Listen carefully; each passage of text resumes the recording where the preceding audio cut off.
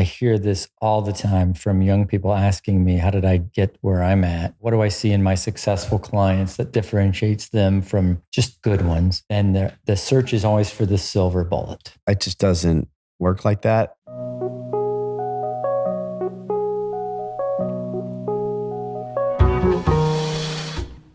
Let's go back to the day you got clarity in my mind. After doing that inner work on your core, that outer work on your opus. And we sat in a very comfortable room with all these windows at Easton in your office. And you told me you had clarity about your big dream. And you were very honest. And you'd been building competency in your place of commerce. And there was like next to nothing I could say to change your mind. That's how clear it was, which made me want to follow. Does that make sense? Mm-hmm. And give you my committed best, which we've been doing before that and ever since that. Mm-hmm. Fair? Mm-hmm. Right. So why don't you tell the listener a little bit about how you arrived at that moment so they'd better understand how to get that kind of clarity. Does that make sense? Do you remember the day I'm speaking of?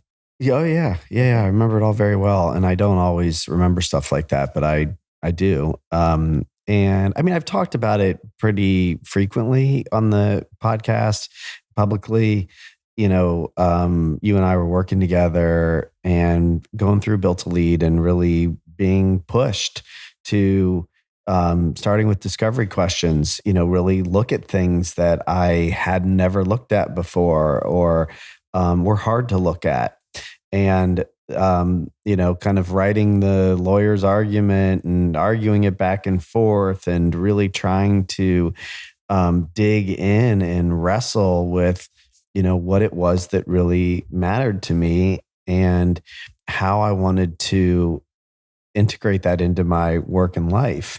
But it was also a lot of other things, you know, like I've said, you know, therapy and Landmark Forum and Summit Series and other stuff that opened my eyes that really, you know, kind of got me to find myself so that I could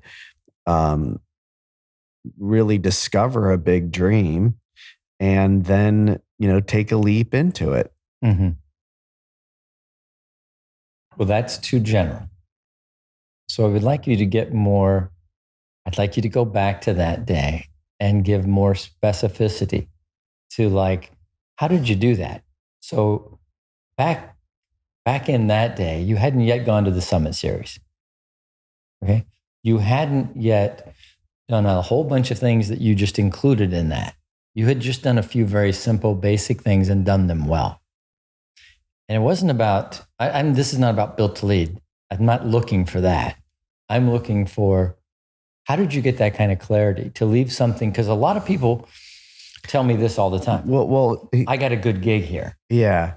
I mean, I think, I'm not sure what you're looking for, but I'll tell you what comes to mind. Mm-hmm.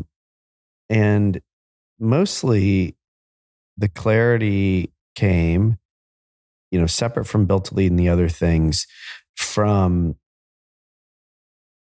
you know, I guess what was at that point, like 15 years of experience doing other things that I both loved and hated, so that I could figure out what I didn't want to do and what I might want to do more of. And really getting a tremendous amount of experience in that time period. You know, I did not like working at the bank, but I learned a ton. Right. I had a tremendous opportunity with Schottenstein and was given a lot of opportunity to do things I had never done before and learn on the job. And I learned a ton there that allowed me to understand what I might want to do. I also started doing things on the side that were experimenting with what I thought maybe could become a part of the big dream. And so that then in combination with the other things, gave me the competency, the skill, to feel like I had the confidence uh, to go chase a big dream. Mhm. That was better.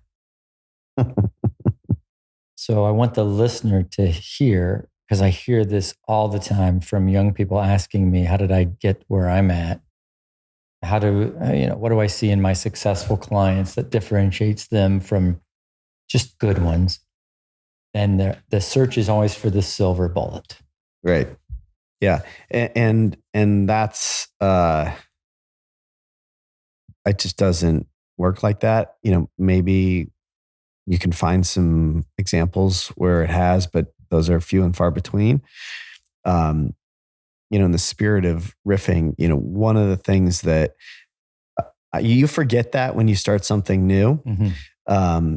And so when I started the podcast, I wanted it to be what I wanted it to be, fast. Mm-hmm. And people would tell me, I would say, how do you grow the audience? And how do you, get bigger guests and blah, blah, blah.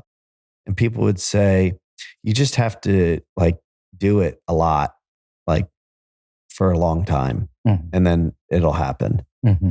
And, and it's started to happen. Mm-hmm.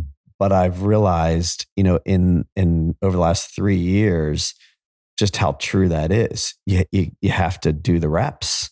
You gotta learn and grow and get better and be consistent and build that competency. And you're right, have a big dream and be inspiring and be truthful.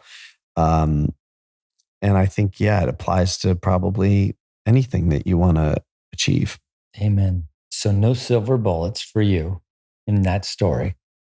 What I heard were lots of lead bullets. The bank, a lot of learning. SREG, great opportunity, gift, lots of learning. Being honest with yourself and going, this has really been good, and I could probably just settle in here, and this could be really good. Which is why Collins said, good is the enemy of great. And the work you did to say, I got a big dream, and I'm grateful for all that I've been through, and I see what I could be great at. And it's going to require this leap because there was no guarantee. And you didn't leap uneducated. You didn't leap angry. You leapt in a very good way because you'd been doing the work, been doing the reps so that you could leap and it would actually just feel like a baby step to you. And I was concerned it was a leap, but you had been doing the work. So you were so much more peaceful about it than what I was, which is the way I want it to be. And that's why I followed. That's why I came alongside. Mm-hmm. I could see it. I could feel it. That was inspiring. So I want the listener to understand that it's really easy for us to look at stories like yours and stories of my other clients and stories in history, stories of, like any of the books we read, Goggins' story that we both have been talking about, and just go, well, I'm not him. Well, he's just crazy. Or read stories like Agassi and go, well, yeah, I don't have that level of skill. At a young age, he was very skilled. And like, oh, I'm not that. We can easily or I wasn't born into that right family or that right circumstance. We can easily make excuses for why somebody else could go live the dream, but not us. Yeah. And it's interesting because, Goggins is like, I get a lot out of his books. I'm sort of always surprised because he doesn't seem like somebody I would like. And, right. and a lot of what he says, I don't relate to. Yeah. But I find it to be fascinating how much his voice gets in my head when I'm doing hard things, mm-hmm. and how helpful it is. Mm-hmm. And one of the things that I've really learned in the last year or so is just how much is possible when you do show up consistently and do the hard work.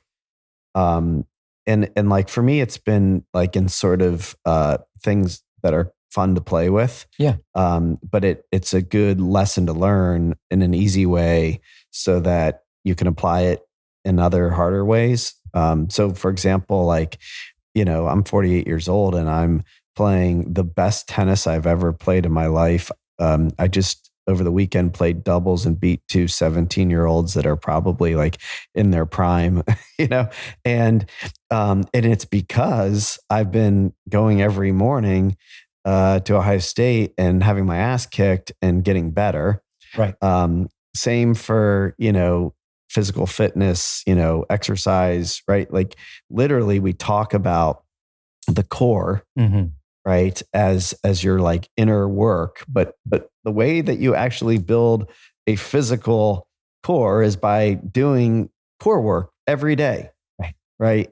And so I think, what I'm hearing is you're talking about my journey and, what you want people to hear is just how important it is to show up and do that work every day, even when you don't want to, towards the big aim. That's right. So that you can make a leap and do it a little bit more peacefully. Now, my question to you is, having done that, a few times and still coming up against other periods where there feels like there needs to be another leap, right? And it doesn't have to be professionally. It can be within the business, right? You have hard times in your business. Things aren't just up and to the right. And you get into that period where things are tough, right? You either feel like you need to make a change or you got to try to power through. I think it's easy to forget what we did the last time. It feels new and fresh. And I guess my question for you is does it always, ideally, do you want it to be peaceful in that leap? Or sometimes is it, hard and scary and you just have to say, fuck it and jump? So it's a classic and. So the classic and is sometimes the wise thing to do is to say, fuck it and jump. And sometimes the wise thing to do is say, fuck that and stay. Sit. Grind. Work through it. Where you are. Master that craft where you are. And reject the next expression that feels like it's right there. But when you do the reflecting, the absolute best call at the moment is to stay. So the more someone gets in the meditation and the reflecting in the space, they can then make better decisions on when to stay and when to go. And it is not one or the other. Like always do this. Like Goggins would, his way is always power through until he got injured so badly that he had to slow down and work on his mobility. And he still does both. But the people always are asking me, what should I do? And I'm like, that's not an easy answer, right? The fact that you're struggling through it, you just got to keep writing. You got to keep creating space and it'll actually show up eventually. And then it'll be very clear to you and you go, Chet, here's what I'm doing. Kind of like you did back on that day. You didn't look to me to give you the answer. You said to me after lots of hard practices, you and I grinding through it, you said, Chet, I've got clarity. Here's what I'm going to do. And like, that's the freaking magic.